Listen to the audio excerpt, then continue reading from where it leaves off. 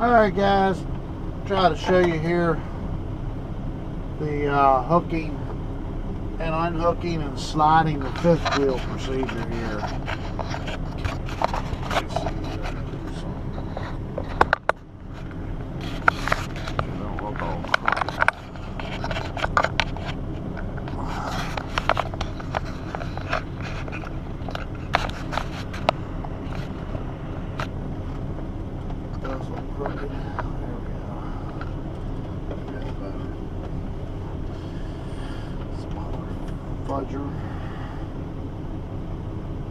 Why does it keep disconnecting, guys? Why does it do that?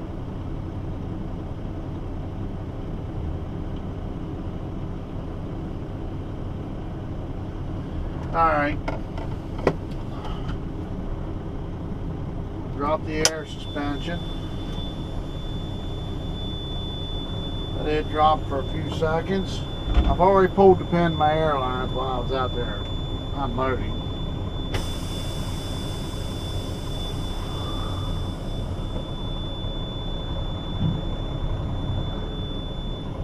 Always try to come out of it easy, just in case your landing gear would collapse. This thing does have a load on it. I always push my airbags to go back up. I don't ride around the yard or anything with my airbags deflated.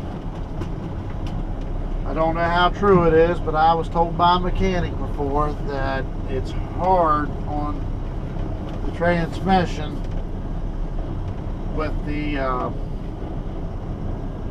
airbags down. So anyway, we'll go around here and hook up to my trailer. And I don't know if you can see on there or not.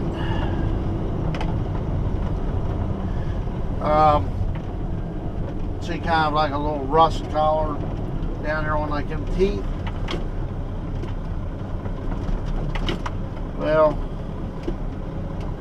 that's because I had to slide the fifth wheel. On that particular trailer, it's actually a little shorter on the distance from the kingpin to like where the landing gear sets. The landing gear sets forward on that one. So,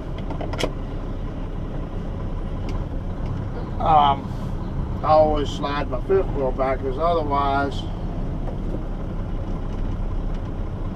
it'll pull there where it's at, turn and everything, but it'll rip your mud flaps off your tractor if you have mud flaps on your tractor. It'll crush them hangers.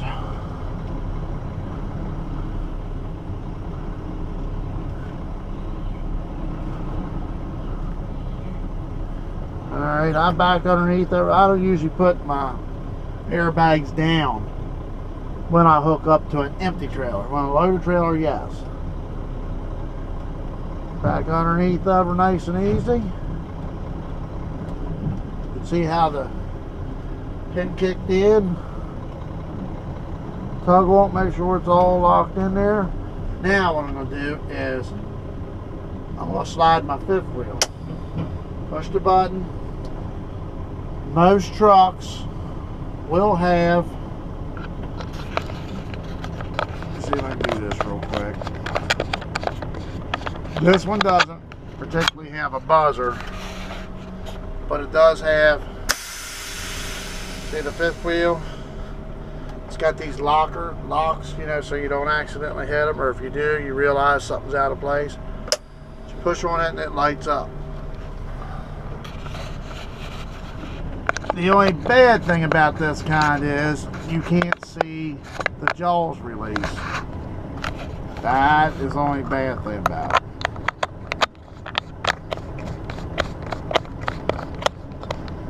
Now, what I'm going to do, while I'm already empty and hooked up, trailer brakes are still released because I ain't hooked nothing up, landing gear's down.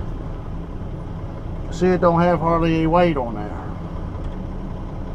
I'm going to move it forward if it'll release. See, it's released. I'm going to run it up there to where that rust disappears. There, I went one too far. Benefits of a day cam. Alright, I'm going to go ahead and close the jaws now on it. And what I'm going to do, I'm going to tug on it. Actually, I need to get back up one. I went back too far.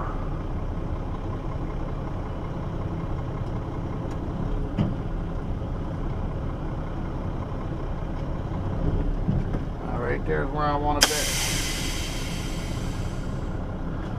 Now what I usually do, I back up against it and I pull against it and then I'll back against it again. Make sure they all freaking draw it up. Now I'll go out and hook up the rest of the trailer.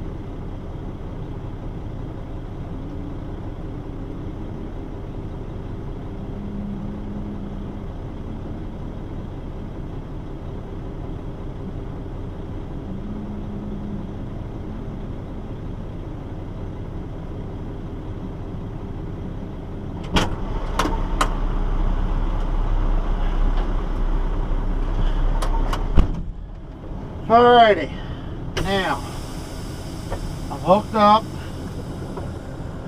I always generally try to pull on it. I check my fifth wheel pin, it's crossed, or locked in, I mean. I always drag my trailer a little bit, if it'll drag. There. Now, I'll release my brakes. Airbags will pump up on the trailer. This is an air ride trailer. I always pull down on my trolley valve, slide it. There, so you can see what I'm doing. Maybe. Damn thing.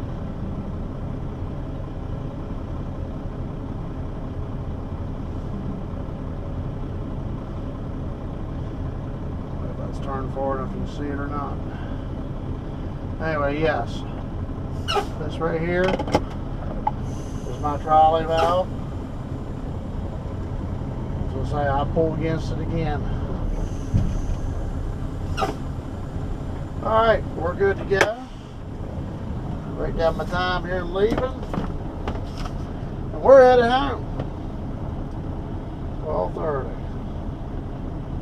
Should be home around 2, somewhere around there.